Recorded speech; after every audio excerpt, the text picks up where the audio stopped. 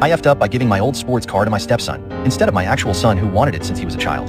I've been a car mechanic since the age of 19 and I have my own garage. Throughout my entire life, I've always had a black Chevrolet Chevelle SS.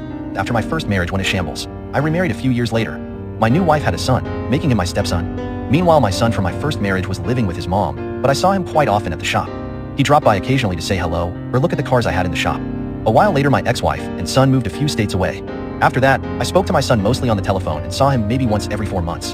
The phone calls became less frequent, and he said he wanted to focus on his schoolwork. Recently, my stepson had his 16th birthday. He was a grade A student, so I decided to give him my old Chevrolet Chevelle. I texted my real son a picture of my stepson with the car on his 16th birthday party. My son texted me back with, "Is this a joke?" I texted him back with, "No, why?" He called me not a few seconds later, yelling at me to tell him that it was a joke.